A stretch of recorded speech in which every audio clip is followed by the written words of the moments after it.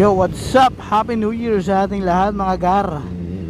Oh, napakarami nangyari sa atin ngayong taon, no? 2025. So, isa ako sa mga hindi magandang taon ngayon. Pero okay naman, no? Nakaka-survive naman tayo. Hindi naman tayo nagugutuman. Meron lang tayong mga hindi na-meet na mga pangarap. Pero okay lang 'yon, tatapusin natin 'yan. Kasi ang pangarap hindi naman talaga minamadali, no? Nasa process 'yan. Laging ganon. So, today is the day. Wala tayong ibang gagawin kundi mag-rides peacefully sana, no? Sana hindi tayo makagawa ng mga karumal-dumal na kakamutihan ngayon. At sana hindi rin tayo makadisgrasya. At syempre sana wala rin tayo makitang madisgrasya, no?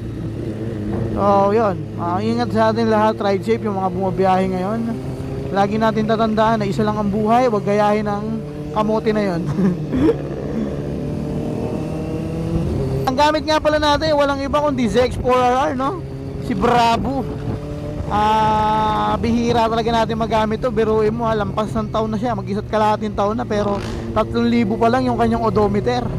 Kasi hindi ko talaga trip yung kanyang tunog. Sa speed naman, sa takbuhan, okay naman siya, smooth naman, maganda, responsive yung throttle, mas malakas yung torque kaya sa ZX25R. Tapos mas feel ko yung ano niya, yung speed. Ano mo yun, grabe talaga si kuya. Grabe talaga si kuya magpatakbo. Relax lang kuya. Responsive naman yung throttle ni Bravo. Masarap siya i-singit o overtaking, napakasarap.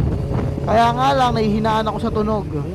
Sabi ko sa inyo dati, di ba? Kung kasing tunog nga lang ni ZX25R, ni ZX4RR, agad-agad bibili ako. Tayong ZX6R, 25R, tsaka 4RR. So ZX10R na lang ating kulang kaibigan.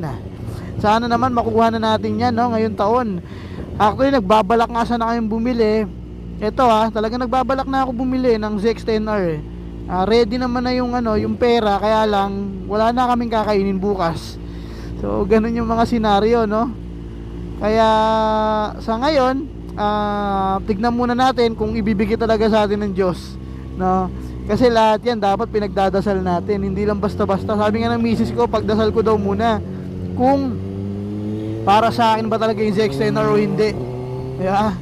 So ayun, siyempre sundin natin ang ating asawa kahit kasi anong mangyari, tama lagi yan, no?